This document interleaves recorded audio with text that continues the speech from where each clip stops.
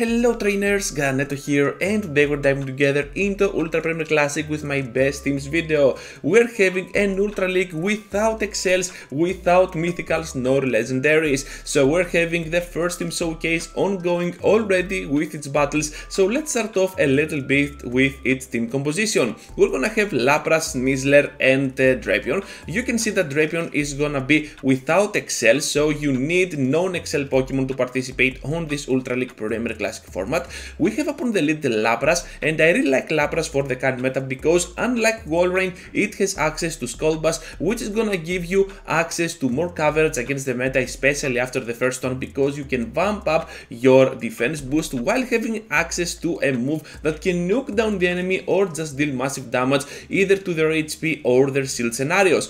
So at the back we got Sneasler, which is gonna be one of the best closers for the current meta, having access to close combat for pretty much anything. And of course I prefer Aerial Ace over X-Scissor because Trevenant will also be a thing, and Aerial Ace will help you more than X-Scissor, which is gonna be neutral, while Aerial Ace is gonna be super effective. At the back we also got the Drapion. You already know this Pokemon from Great League, no wonder why we see it here as well. You need 100% IV1 to participate in Ultra Premier Classic because Excels once again not allowed. And of course you have the spammy moveset of Poison, Sting and Grunts, and for the second move you can always add either Aqua Tail or Sludge Bomb for some really nice extra damage and coverage. Core breaker of this line is gonna be Magnezone because it has a very good matchup against Lapras. Obviously it can resist that poison damage from Drapion, and only close combat can threat it face to face, but overall I don't think we're gonna see a lot of Magnezones in the meta, so I would not be that much worried about Magnezone at all.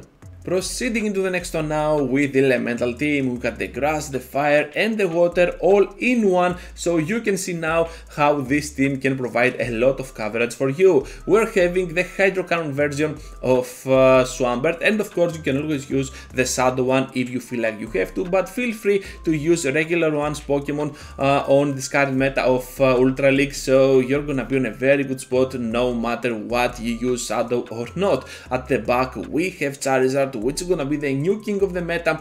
This wing attack really worked well for that Pokemon, and of course here on Ultra League it can shine even more than it does on Great League. You can have access to Blast Burn to nuke down the enemy, or Dragon Claw for some cheap damage, or super effective against the main core breaker of this line. We're gonna get there in a while, but first let's talk about the safe suits of the team Trevenant. Trevenant is an all-star for Ultra League and Great League, and it makes no wonder as to how it really manages to do so, because Trevenant is gonna have access to a unique moveset. It can destroy down Swampert, it can nuke down pretty much anything, and even against dark types you still have the Seed Bomb, which can do a lot of work against those Pokemons. Core breaker of this line is gonna be Dragonite, and every elemental team is afraid of Dragonite because Dragonite can destroy down the basic elements of Pokemon Go. So you can see how it can resist the water moves, how it can resist the fire and of course the grass, but still Shadow Ball and Dragon Claw are gonna do some really nice damage over time. Moving forward, and we're having a team that is kinda weak to ice. Let me demonstrate that to you, because we're having Dragonite and Venusaur on the same line. Both are afraid of ice moves, but still both can provide some really nice damage to those ice type Pokemon, because Dragonite can carry the move Super Power, which on the long term of the battle can provide so much pressure to the enemy that even the resisted second Super Power cannot be taken by that ice type Pokemon. At the back we got Venusaur because it's gonna work as our safe pick overall, but still able to nuke down with the Fresh Brand, the Walrein, or with the Sludge Bomb, that Abomasnow, which is always nice. This Abomasnow is gonna be the core breaker of this team, and that is mainly because it is part grass, so it can go pretty well against Walrein with its Energy Ball, or with its Powder Snows against Venusaur and Dragonite, leaving aside that it is part grass, which is resisted by grass from Venusaur.